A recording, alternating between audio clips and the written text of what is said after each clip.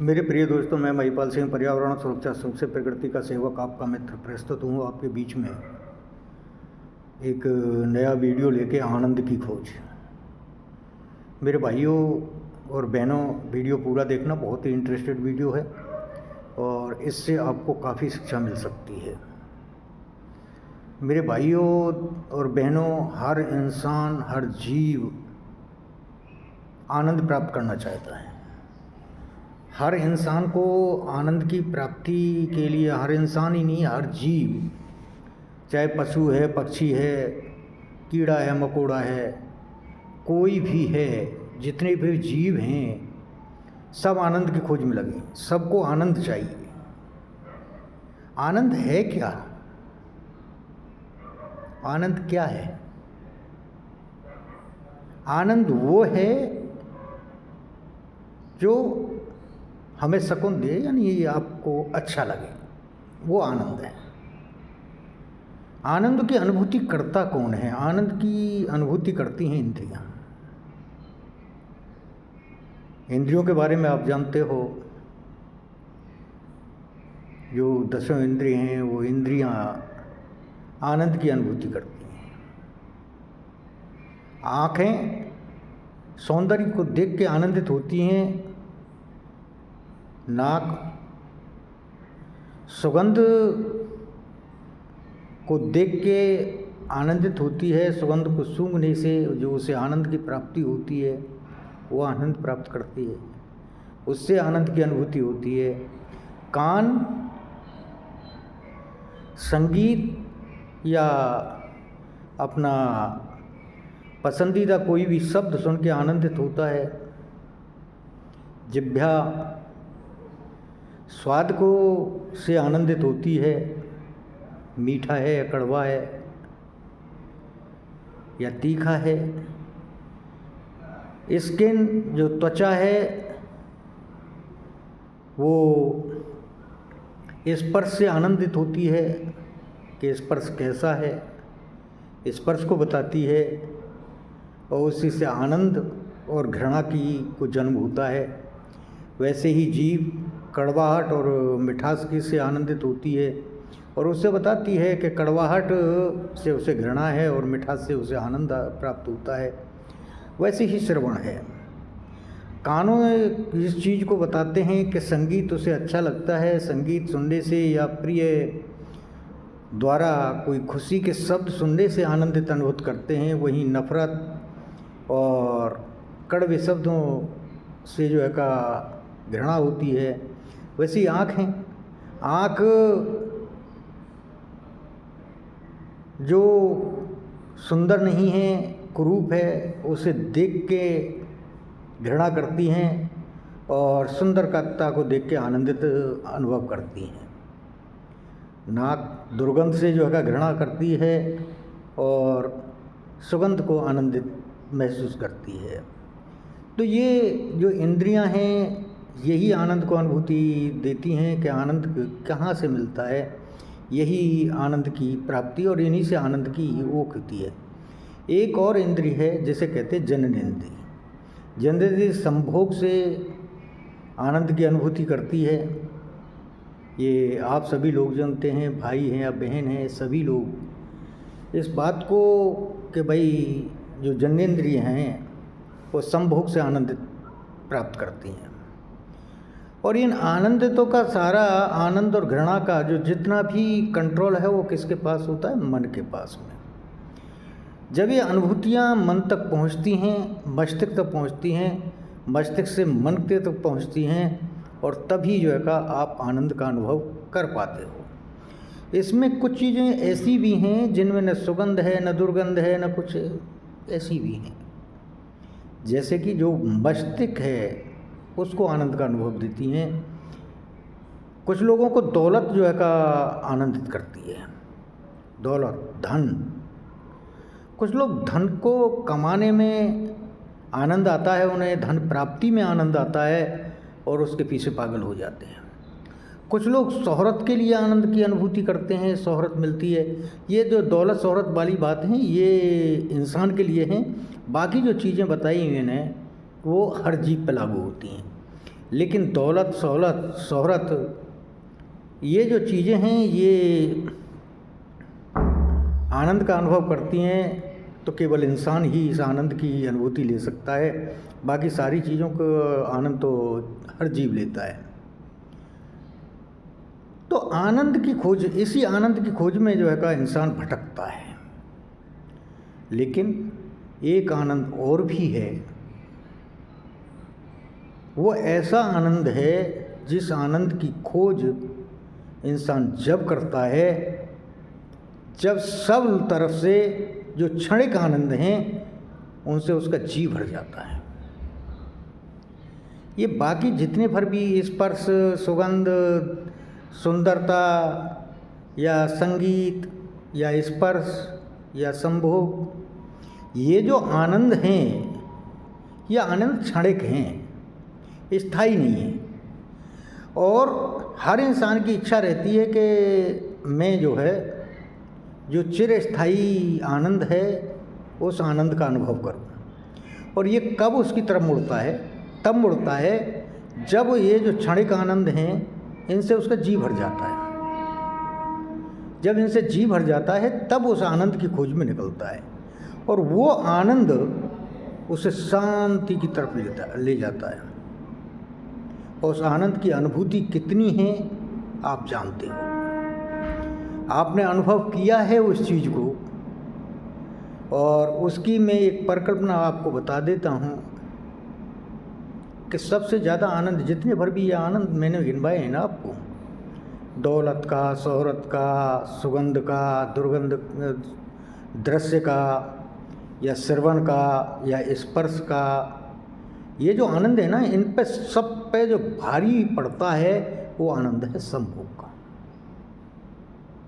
संभोग का ऐसा आनंद है कि जिसमें इंसान सब कुछ भूल जाता है। स्वाद का जो आनंद है, आपकी जो मिठास का आनंद है, उससे आनंद लेते हुए और चीज़ों का ध्यान रहता है उसे। दृश्य देखते हुए जो आनंद होता है उसके साथ में और चीज़ें भी दिखाई देती हैं और चीज़ों की तरफ भी ध्यान जाता है। सुनने के लिए संगीत के साथ साथ और भी कुछ चीज़ें जो है सुनने को आती हैं। अगर जो बगल में कोई बात कर रहा है तो वो भी सुनने में आता है, उन पे भी जो है का ध्यान चला जाता है, उन पे भी जाता है ध्यान, एकाग्रचित नहीं हो पाता। लेकिन एक जो सब आनंदों पे भारी पड़ता है वो है संभोग का आनंद। संभोग का आनंद वो आनंद है जिसमें कि आदमी एकाग्रचित हो जाता है, इधर उधर के सारी चीज़ों को भूल जाता है। और वो आनंद इतना बड़ा आनंद होता है कि जो उस आनंद में आप देखिए कि उस आनंद में इतना अनुभूत हो जाता है इंसान कि उस आनंद के आगे उसे कुछ ध्यान ही नहीं रहता है कि तू कहाँ है, क्या कर रहा है, क्या नहीं कर रहा है, तेरे आसपास कौन है। वो क्षणिक होता है, क्षणिक यानी मिनट सेकंडों का, वो भी स्थगित होने की यानी लास्ट स्टेज का वो आनंद होता है। अब बताइए कि ये आनंद जो क्षणिक है, जो क्षणिक एकाग्रचित करके आपको जिस आनंद की अनुभूति होती है, अगर जो वही आनंद आपको एक लंबे समय तक मिल जाए तो क्या होगा? उस आनंद को वो चिरस्थायी हो जाए तो क्या होगा? और उस आनंद की प्राप्ति कब होती है? एकाग्रचित होने पे। जब इंसान एकाग्रचित होता है, एकाग्रचित होता है, एकाग्रचित होने का कारण यही है और कोई है ही नहीं।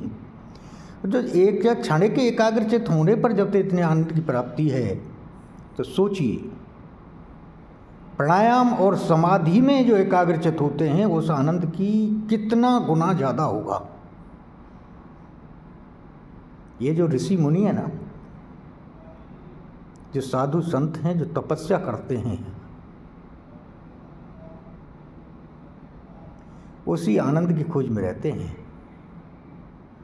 उस आनंद को प्राप्त करने की ही उनकी जो है का कामना रहती है, वो उसी आनंद को प्राप्त करना चाहते हैं। और वही आनंद जो चिरस्थायी है, जो आपको समाधि के द्वारा शांति की तरफ ले जाता है, उस आनंद की खोज के लिए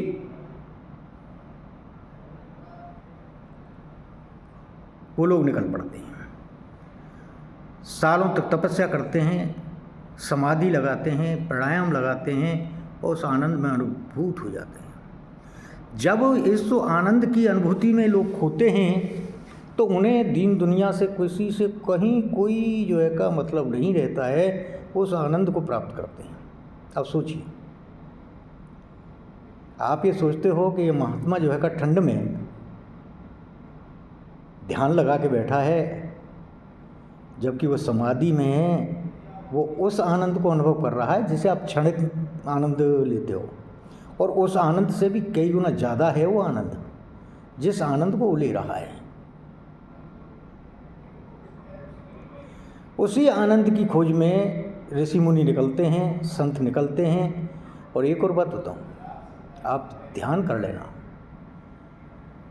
कि जब ये क्षणिक आनंदों से जी भर जाता है ना, जब लगता है ये तो क्षणिक है यार, इससे आगे तो कुछ है ही नहीं, मुझे तो वो आनंद चाहिए जो चिरस्थायी हो। दौलत की से जो आनंद की प्राप्ति होती है वो भी स्थायी नहीं रहती, कि दौलत तो आती जाती है। वही शोहरत का हिसाब है, शोहरत से मिला हुआ आनंद क्षणिक होता है, क्षणिक, साल 2 साल, स्थायी रखने के लिए बहुत पापड़ बेलने पड़ते हैं, और जब उस आनंद की प्राप्ति के लिए जब कोशिश की जाती है तो कष्ट भी होते हैं, कष्ट भी होते हैं ना। जब जाके वो क्षणिक आनंद मिलता है कुछ समय के लिए, और वो भी स्थायी नहीं।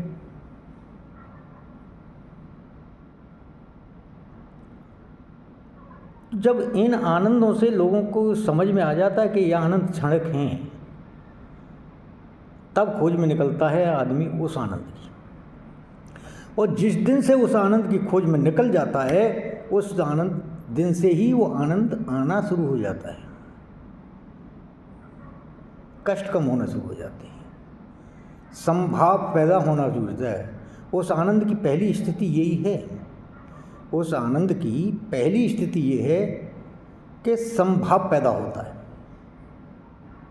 जिस आनंद की मैं बात कर रहा हूँ, उस आनंद में पहले क्या होता है, संभाव पैदा होता है। दुख सुख, तारीफ और बुराई, शोहरत या बेइज्जती, दौलत हो, अमीरी या गरीबी, दुर्गंध या सुगंध, कड़वा या मीठा, अपना पराया, संभाव हो जाता, समानता आ जाती है। और जब समानता आ जाती है तो ये वो स्थिति होती है जहाँ से इंसान शुरू करता है उस यात्रा को जो परमानंद की तरफ ले जाती है। संभाव वो स्थिति है जो परमानंद की तरफ खींचती है इंसान को। लेकिन साधु संत तो उसे तपस्या के द्वारा हासिल करना चाहते हैं, तपस्या करते हैं, बहुत बहुत कठिन तपस्या करते हैं जब उस आनंद की खोज में निकलते हैं। लेकिन क्या गृहस्थ भी उस आनंद को पा सकता है? तो मेरे प्रिय भाइयों सुनिए,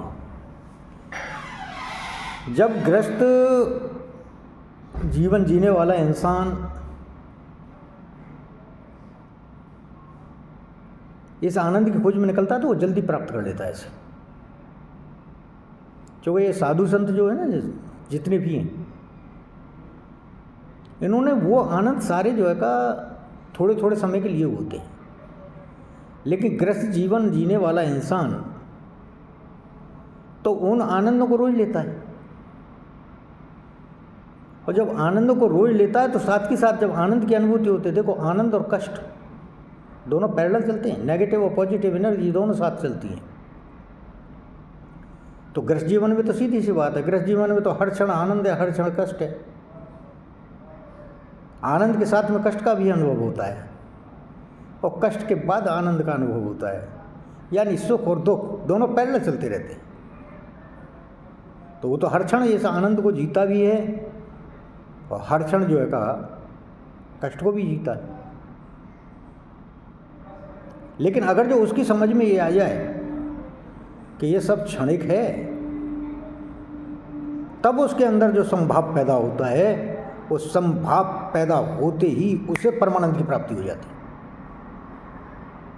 जो तपस्या करके ऋषि मुनि प्राप्त करते हैं वहीं गृहस्थ एकमात्र संभाव की स्थिति आने पर ही जो है का उस आनंद को प्राप्ति कर लेता है।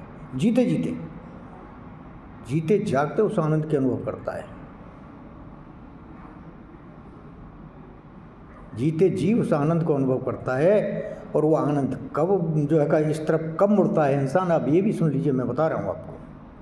वो बड़ा कष्ट होता है जिस समय संभाव की स्थिति में कन्वर्ट होता है इंसान। कब होता है?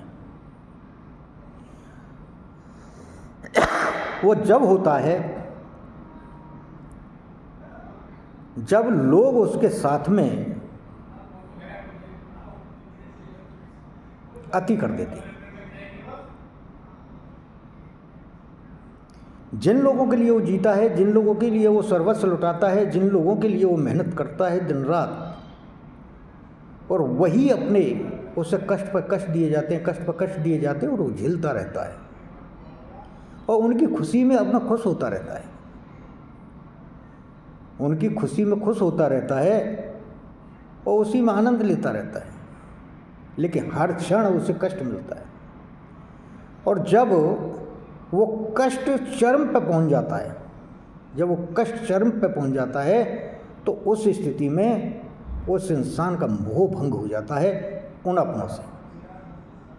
और अपनों से मोह भंग होते ही उसकी नज़र में अपने और पराये समान हो जाते हैं।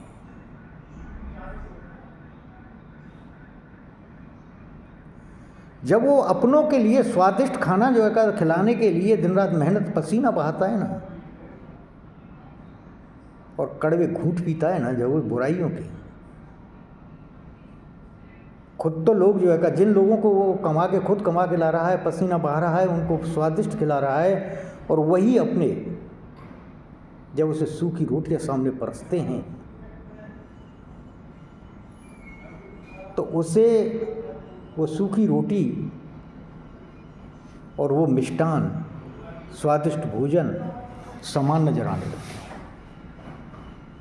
फिर उसे कड़वाहट और मिठास का अंतर जो है खत्म हो जाता है।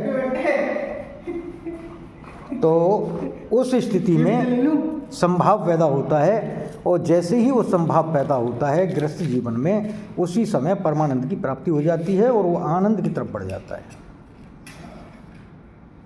लेकिन होता कब है?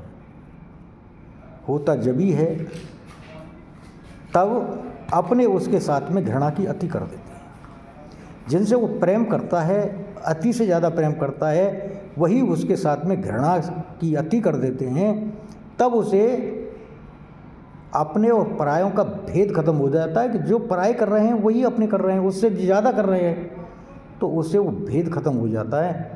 तो भेद खत्म होते ही उसके अंदर संभाव आ जाता है, और संभाव के आते ही वो उस आनंद की तरफ बढ़ जाता है। और वो आनंद ऐसा होता है जिसने जो है का उस स्थिति का नहीं पहुंचा और उसे लगाव रहा, उसे नहीं प्राप्त होता, उसे प्राप्त नहीं होता। हर किसी को ये चीज़ प्राप्त नहीं होती है। बामुश्किल कुछ चंद लोग हैं जिनके साथ में होता है।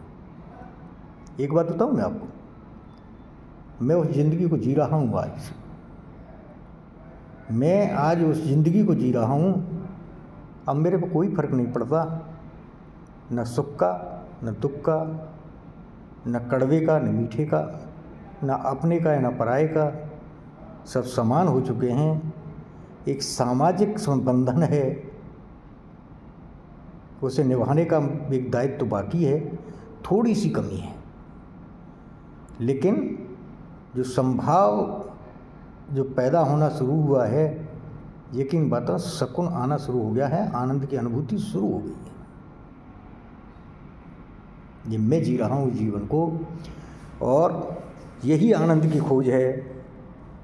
जिस चीज़ में मैं आनंद की खोज कर रहा था वो आनंद था ही नहीं, वहाँ नहीं था। मैं अपनों की खुशी में आनंद की अनुभूति करने की कोशिश कर रहा था कि जो अपने हैं वो खुश हैं, वहाँ से मैं आनंदित होता था। लेकिन क्या वो आनंद तो कड़वाहट में बदल गया। जो मिष्ठान मीठा जो स्वादिष्ट खाना था उसे खा के मैं जो है आनंद का अनुभव करता था, पता चला वो तो बीमारियाँ बता रहा है, उससे तो बीमारियाँ पैदा हो रही हैं। मेरे अंदर शरीर में जो है एक खोखलापन पैदा होता जा रहा है। जिन मीठे शब्दों को संगीतों को सुन के मैं जो है खुश होता था, साथ में जो कड़वाहट बढ़े जो शब्द थे वो बहुत कष्ट देती थी। सोचा कि इससे तो नॉर्मल ही शब्द अच्छे हैं, वही जो है कम से कम पीड़ा शब्द तो नहीं देंगे।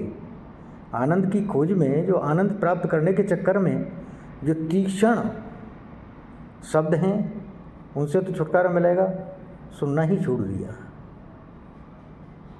न स्वाद में अब कोई वो है, जैसा सामने आ जाता है उसी को खाता हूँ, उसी से जी भर जाता है।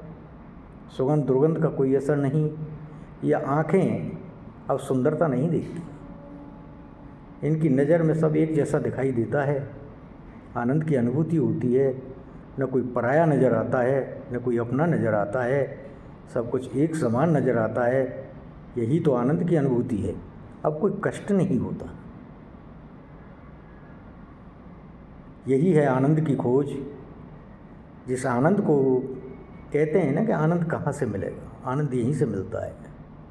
जय प्रकृति, जय।